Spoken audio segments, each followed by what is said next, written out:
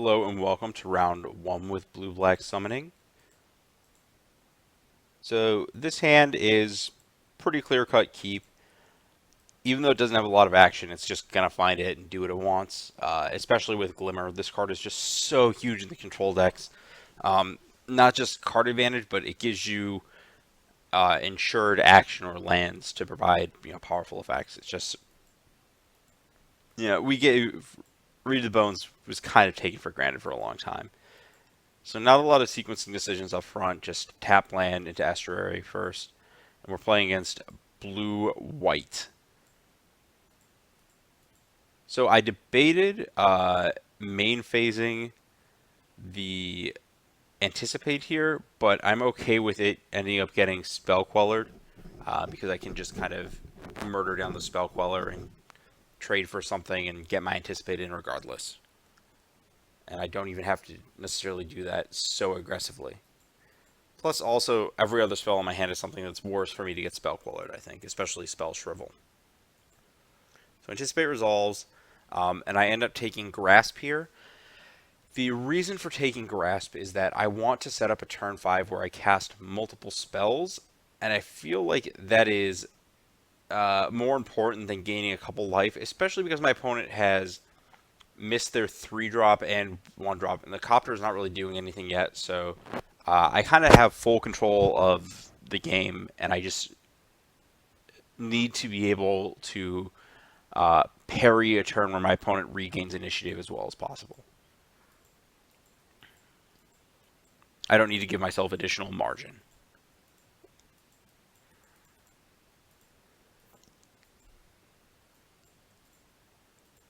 And this exact game, just this style of play favors me so much. So, this is an interesting spot. So my opponent has not played a land yet. So I opt to let Copter connect because I don't want my opponent to resolve Gideon more than anything else. And I can EOT kill the Copter if I want. Not losing the game to a resolve Gideon is basically the big payoff. So in response to Selfless Spirit, I'm going to fire off a Murder on the Copter, again preserving my later ability to have a double spell turn. I do want to play a removal spell here because multiple threats like that is probably a little too fast for me to realistically handle. I'm okay getting rebuffed. It was a consideration, but at the end of the day, my Glimmer is probably going to get rebuffed anyways. And I'm not under so much pressure that I feel required to play. I'm under enough pressure that I feel like I'm going to have to play into the rebuff anyways, and I think that I'm going to lose my spell to a spell to a rebuff at some point later, even if the pressure doesn't ease up, because just every game state where I find myself behind, the rebuff is going to do something. Whereas if I'm going to end up ahead, I think the rebuff just doesn't matter. I'd rather just set up for my later turn to be as efficient as possible. So here, I'm not going to let the Copter attack. I obviously to leave up counter magic. I don't really want to flex over to Glimmer. I want to have 2 spells cast on the same turn here.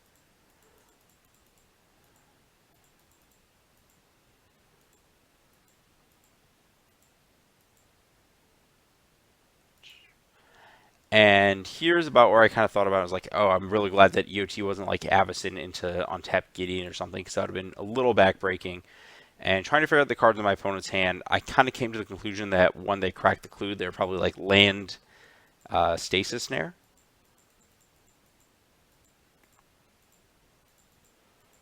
We still got a few turns of chip shot damage that I don't have to care about.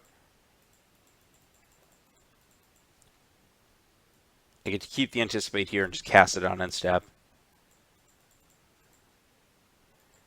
Keep the dual land for all little that it matters. And I opt to wait on summoning to ensure that I get to... I want to cast it plus a spell in the same turn and not like cast summonings and then get, my opponent play a threat and then I'm facing down a million things. Especially when the only answer in my hand is Spell Shrivel. And I also get to double spell with Glimmer Shrivel.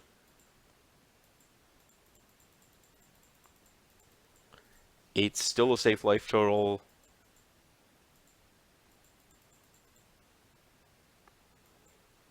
And Spell Shrivel is sending that thing far away.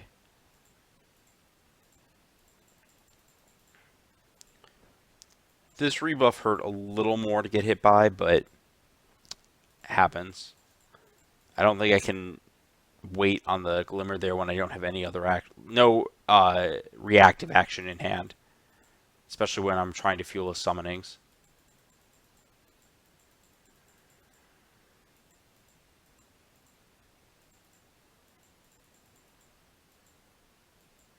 And it's actually interesting that if my opponent didn't cast anything, I may have been in a worse spot, but uh,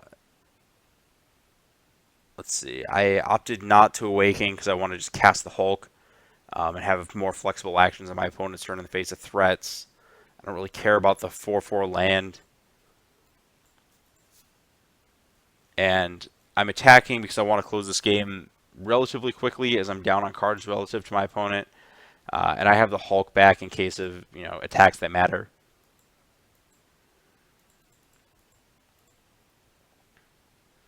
One thing worth discussing that I don't think I mentioned at the time, but there was an attack where Selfless Spirit, 2 Thraven Inspectors attacked, and if my opponent has a Declaration in stone or something, it's worth considering. If I'm gonna Hulk for a removal spell, and I'm light on cards, I can Hulk, kill one of the ground creatures, then block the other to guarantee getting 2 cards in combat out of the Hulk, as opposed to Hulk kill the bigger flyer, because then they sacrifice the Selfless Spirit, my block doesn't kill a creature, and then I have 2 threats to answer.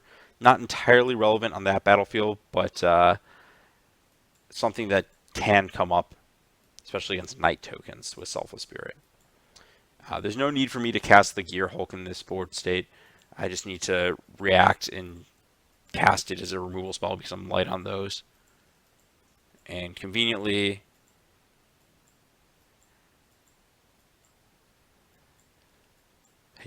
and we use the counter spell as opposed to removal to make our attack better. And kind of conveniently, it also means our Metallurgic Summon rebuy, if it ever fires off, is better. And so we are facing down a bit of a do or die moment. We have to draw something. So anticipate, not quite a hit. It is 6 artifacts for Metallurgic. And this set of cards, let's see, 1, 2, 3, 4, 5, 6, 7, 8. Yeah, we are 1 short of being able to transgress, get to our 6th artifact, and Summonings is what I figured out. So we got to take Scour, and kind of hope to hit, though we can hit a untapped land as well. We do. Technically, I could play Estuary, but I just don't want to give away information. And we main phase kill a flyer to ensure that our opponent can't spell queller our removal spell. And this is now lethal if my opponent had the 3rd Gideon, because they can make a Gideon emblem and attack with Copter, but they did not, and they died to the pressure that we applied with a bunch of random artifact tokens. Good job, Kabutops. Okay, sideboarding. So I opted to sideboard out to transgress the mines because I did not want to play a tempo negative game against my opponent. And I sided out 1 Metallurgic Summons for a similar reason. Also because I am sideboarding in multiple Dynavolt towers as alternate win conditions. This is the kind of card that kind of lets me generate extra effects, extra onboard presence, kills Spell Queller at speed, and also lets me combat Gideons and Jaces. And I also sideboarded in an additional Negate to fight counter wars and also just counter Gideons and Copters. Pretty important things to do. Okay, so we're off to game number 2 here against Blue-White. This hand is a little awkward, but it'll do.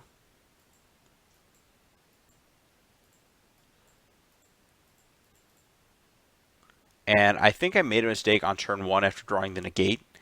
I should have played Blighted Fen as my first land, because there's no way I'm going to be casting a black spell on turn 2, boarding out the Transgresses. Uh, and this line, if I get to keep the... I want to play the Island. Actually, I could have led on the Island or the Blighted Fen. Either one's better than the Swamp.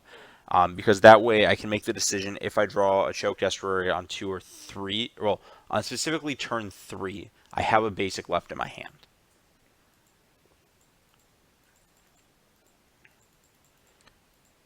And the mediocre beats kind of commence.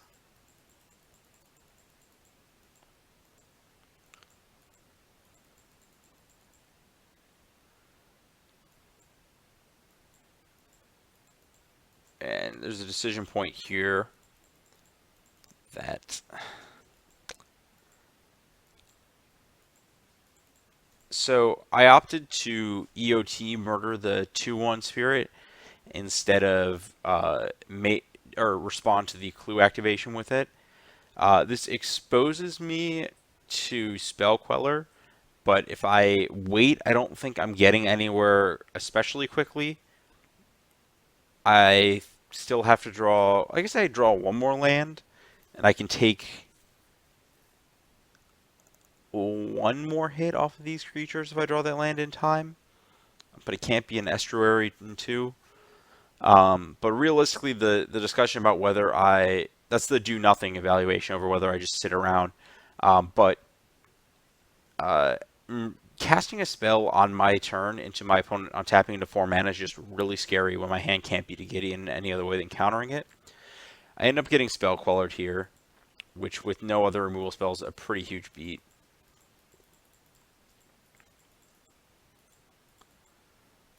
And I don't know if I went into panic mode here or not.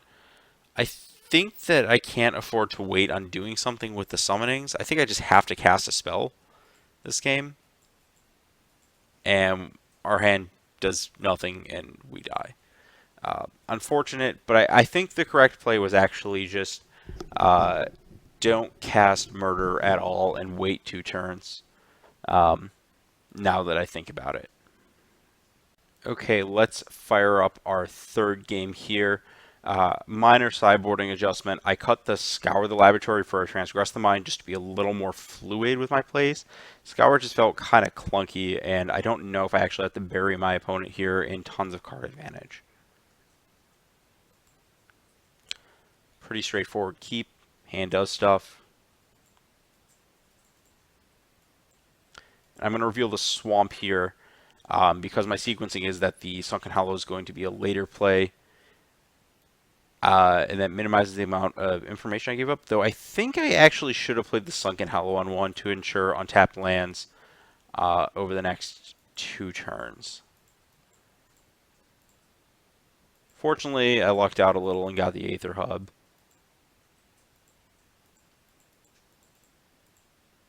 And here I grasp the Spirit in order to maintain initiative with my counterspell.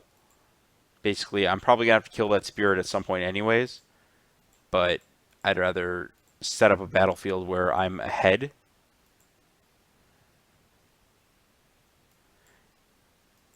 And I actually think that I made a mistake here.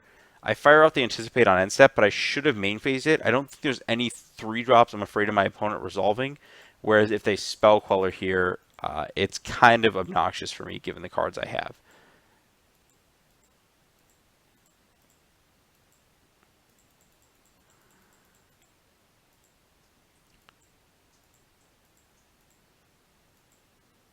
And there, because of the threat of Gideon, I have to run this one at the second potential Spell Queller.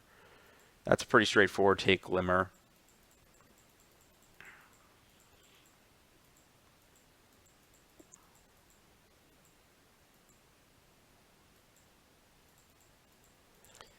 And here, there's no real decision on extracting versus casting Glimmer because with a 6 land, we get to double spell, and that's pretty clutch. There's that second Spell Queller. Here, I fire off a main phase extraction because even if I miss a untapped land off of the Glimmer, I'm okay with that because I have Hulks to regain the initiative. I bottomed the Anticipate because I just don't feel like I have time to cast it. I get to keep the Grasp. I don't have to decide on grasping the other Queller here. I can wait. Also, timing versus Revolutionary Rebuff's kind of nice here.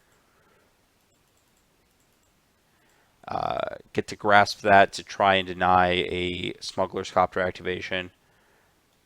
But there's the rebuff I just talked about. Taps out my opponent's mana on my turn. And now we get to go into double Hulk business time. Main phase, the first one, just get it in there and kill my opponent's Queller, regain life, just establish that we are going to start racing and win any race.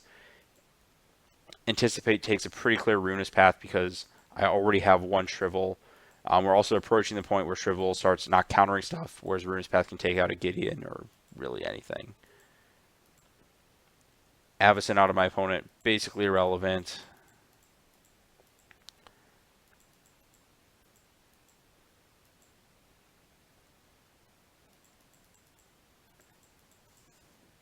There's an argument for playing around Deckenstone here, but I'm not buying it because we have the backup WinCon. Also because it puts us up 2 cards.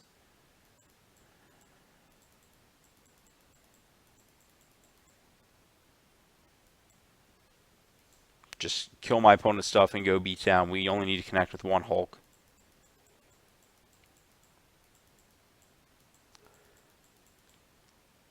And here I'm just really stupid and I take the bait of countering that Stasis Snare.